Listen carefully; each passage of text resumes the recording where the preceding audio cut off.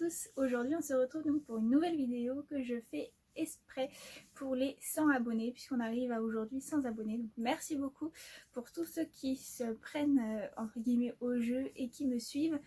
Donc merci beaucoup, c'est vraiment génial, enfin je pensais vraiment pas arriver jusque là.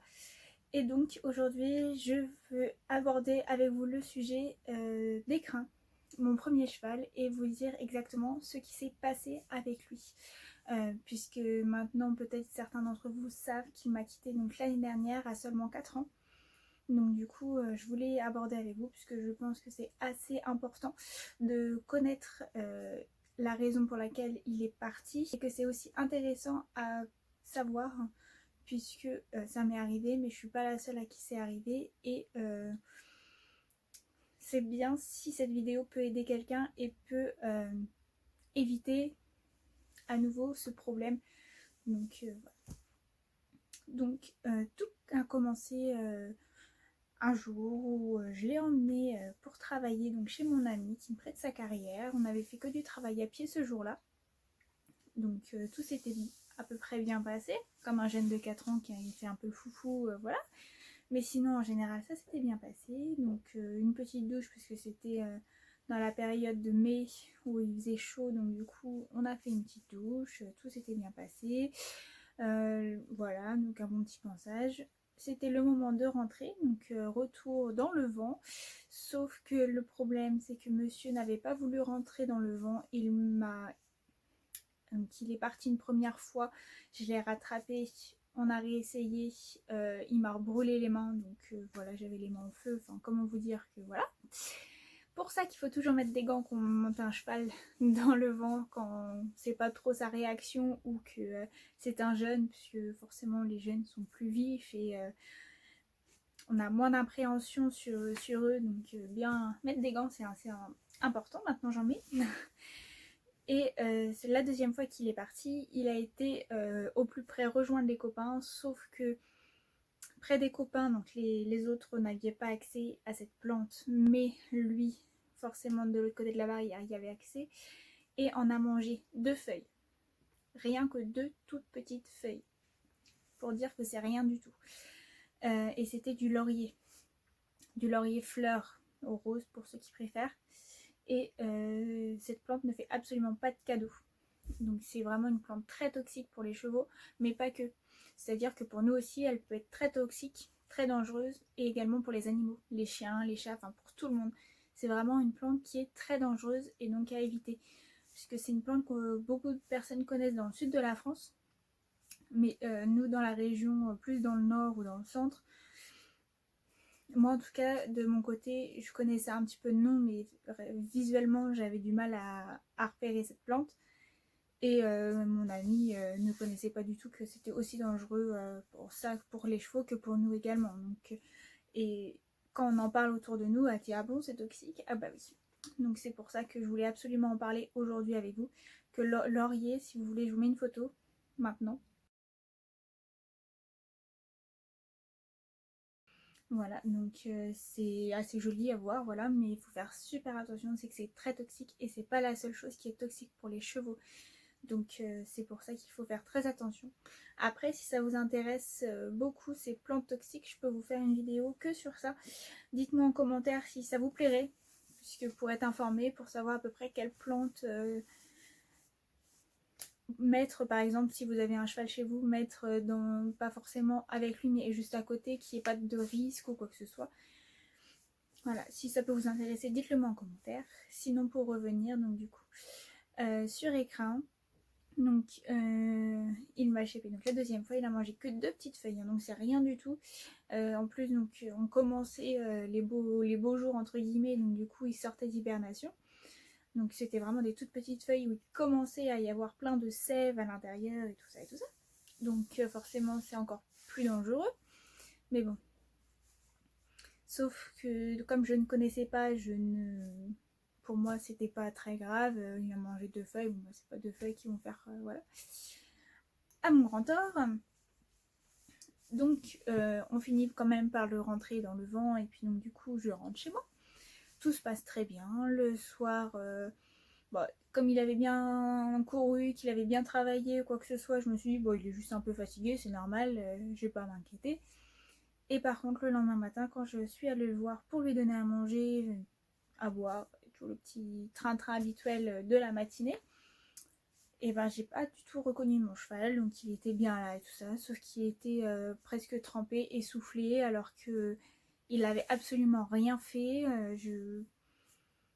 Voilà, donc en fait c'est les effets de cette plante toxique, c'est que en fait ils ont l'impression d'être en plein marathon. Le cœur qui va d'un seul coup très très très vite et d'un seul coup presque plus rien et ça repart alors qu'il ne fait rien, qu'il ne bouge pas. Le cheval est complètement au repos. Moi, l'écran était dans le box, il ne bougeait pas, il voulait même pas marcher. Donc c'est moi qui l'ai fait marcher puisque comme je ne savais pas du tout ce qu'il avait, je me suis dit bah je vais essayer de le faire marcher. Je ne savais pas si c'était un début de colique ou quoi que ce soit. Donc j'essayais de le faire marcher un maximum de. Il me suivait parce que c'était mon bébé, c'était le. Voilà quoi, je l'avais à la maison depuis qu'il avait 7 mois, donc vous imaginez bien qu'à l'âge de 4 ans, on était vraiment complices, on était vraiment tous les deux, voilà. Donc le fait de ne pas le reconnaître comme ça, j'appelle mon ami, voilà, parce que je savais qu'il avait dans la carrière et qu'il en avait mangé une sorte de petit arbuste, pas très grand, mais avec plein de feuilles rouges et tout ça. Et pour moi, c'était ça. Je me suis dit, ça y est, puis ça, il en avait mangé pas mal. Et en définitive, je pourrais pas vous dire le nom de l'arbuste, mais c'est absolument pas ça, c'est absolument pas toxique, même si c'est rouge, même si, voilà, du tout.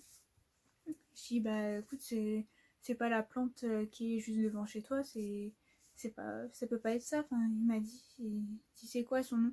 Il m'a dit, c'est du laurier. Puis là, je réfléchis un petit peu.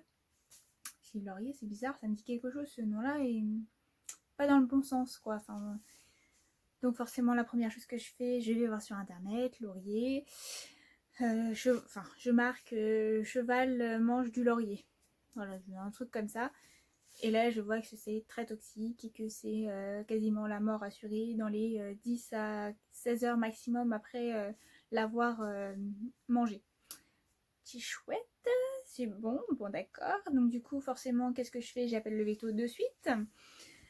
Sauf que impossible de faire remonter écrin dans le vent, donc qu'est-ce que je fais? Je rappelle le veto, comme quoi c'est impossible de l'emmener, je peux pas le monter, c'est pas possible.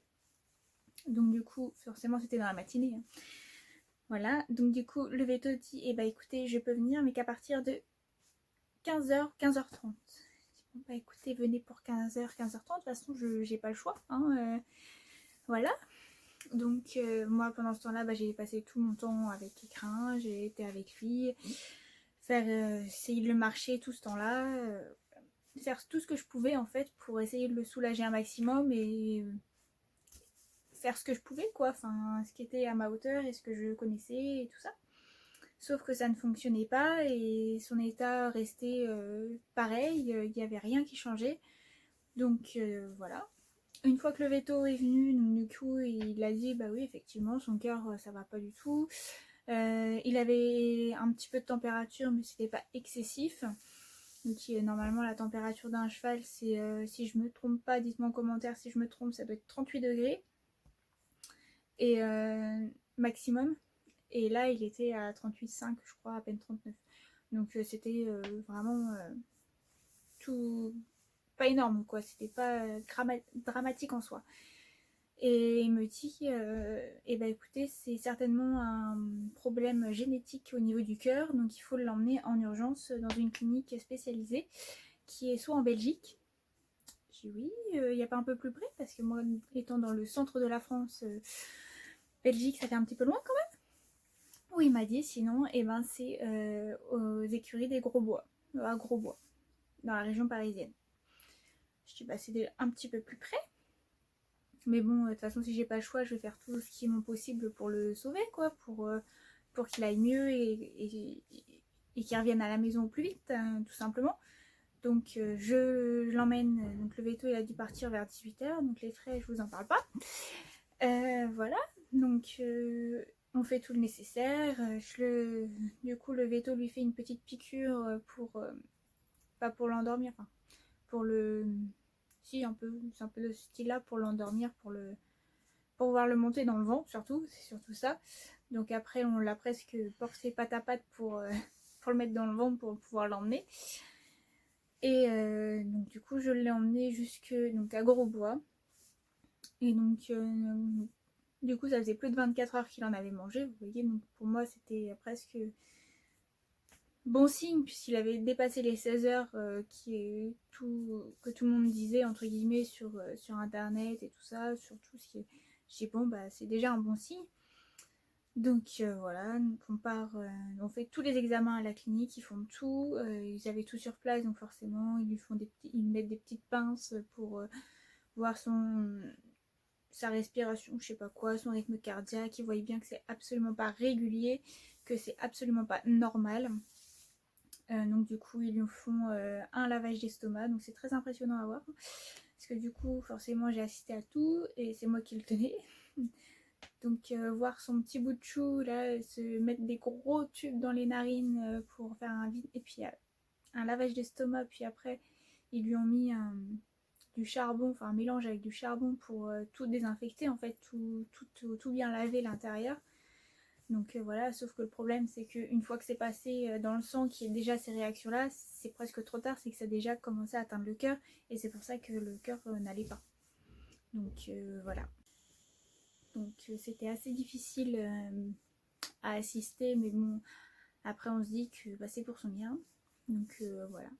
Ils finissent par lui poser donc, un cathéter, donc sur le côté de l'encolure, ils lui mettent du côté où il y a le plus de crin. Comme ça, ça se voyait moins. Si pour la cicatrice, quoi que ce soit par la suite, ça se verrait beaucoup moins. Donc ils lui font une grande tresse magnifique d'étalons sur l'encolure. Et donc ils lui posent le cathéter. Et donc là, ils me disent comme quoi, bah, là, de toute façon, il était presque 23 heures, donc voilà. Comme quoi, ils n'allaient pas pouvoir faire grand chose de plus ce soir, qu'ils ont fait tout leur maximum, entre guillemets, voilà. Donc ils vont le surveiller toute la nuit. Que là, donc du coup, ils vont lui mettre la perfusion, qu'ils vont mettre dans le box, et qu'il n'y a plus qu'à attendre, et que de voir son état évolue. Je dis, bon, bah, ok, hein, de toute façon, on n'a pas le choix, il faut attendre, je suis obligée de rentrer chez moi, sans lui, forcément. Je dis, bon, bah, on n'a pas le choix, hein, c'est pour son bien de toute façon. Maintenant que c'est fait, on peut pas faire marche arrière, hein, on peut rien faire de plus. Donc je le laisse. Donc forcément, il faut laisser des chèques de caution, c'est comme ça. Hein. Enfin, des chèques, au moins un chèque de caution à la clinique. Donc voilà. Ça a été dur, mais bon, je suis rentrée chez moi. Voilà, et donc forcément vous imaginez bien que dans ces moments-là on ne dort pas, hein. Forcément il y a je sais pas ce qui se passe exactement, mais on ne peut pas dormir, c'est pas possible. Enfin du moins pour moi c'était le cas, je ne pouvais pas dormir. Et à 8h pile j'ai le téléphone qui sonne, donc forcément je saute dessus pour répondre, parce que je voyais bien que c'était Grosbois qui essayait de m'appeler. Et là, donc c'était le vétérinaire de garde sur la matinée qui m'appelle, me disant comme quoi Écrin avait fait un arrêt cardiaque, donc une crise cardiaque. Il a malheureusement qu'il était plus parmi nous, qu'il nous avait quittés. Forcément, rien que d'en parler, c'est douloureux, mais bon, vous imaginez bien que quand on vous dit ça au saut du lit, que déjà on a passé une journée très mouvementé, et que pour nous dire ça à la fin alors qu'il avait dépassé les 16 heures, c'était assez dur à entendre, mais bon, fallait bien que je le comprenne. Et donc je finis par creuser un petit peu pour savoir exactement et tout, et en fait ils m'ont dit comme quoi ouais, c'était une demi-heure, grand maximum 1 heure après que je sois partie. Donc je suis partie vers 23h, donc vers minuit à peu près, à peine, comme quoi il avait fait la crise cardiaque. Donc forcément je m'en veux un peu, parce que je me suis dit, si seulement je connaissais cette plante, je l'aurais découvert plus tôt, je l'aurais emmené tout de suite en urgence au lieu de rentrer chez moi, mais à la clinique vétérinaire pour faire un lavage d'estomac. En même temps je me dis, forcément je savais qu'il avait quelques difficultés à monter dans les vents, je l'aurais travaillé davantage, surtout que j'ai le mien à la maison, donc c'est pas comme si je devais le louer pour le faire travailler, lui apprendre. Il y a plein de choses qui sont venues comme ça.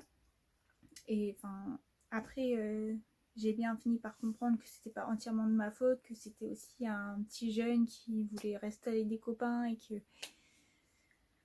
voilà, et puis c'était la destinée tout simplement, hein, mais c'est assez dur. Et ça, malheureusement, on n'est pas préparé à des choses comme ça, surtout aussi jeune. Parce que je répète, il avait que 4 ans quand même. Donc voilà. C'est très très dur en tant que propriétaire de voir un cheval comme, enfin, son propre cheval partir comme ça. Sans. Voilà. Je peux pas dire grand chose de plus. C'était très douloureux. Donc c'est. J'espère pour vous que vous n'allez pas passer par là, malheureusement. Donc voilà. Donc, j'espère que ça vous a permis de connaître un petit peu plus mon histoire, ainsi que Écrin forcément, puisque du coup j'en parle pas beaucoup dans les vidéos, puisque ça fait pas longtemps que j'ai commencé la chaîne, et donc forcément il n'est déjà plus là. Si vous avez des questions sur lui, n'hésitez pas à me les poser en commentaire, si vous voulez que je vous fasse une petite vidéo sur les questions que vous m'avez posées pour que je réponde avec vous en direct, il n'y a pas de souci, je vous ferai ça. Mais dites-moi en commentaire si ça vous a plu, tout ce qui vous passe par la tête, voilà. N'hésitez pas, je suis là pour ça, pour vous donner des explications. Moi, mon but, c'est vraiment de partager mon expérience avec vous. Donc, n'hésitez pas à poser des questions. Si je peux y répondre, ça sera avec grand plaisir. Et sur ce, n'hésitez pas à vous abonner si ce n'est pas déjà fait. Et on se dit du coup à mercredi prochain pour la prochaine vidéo. Salut!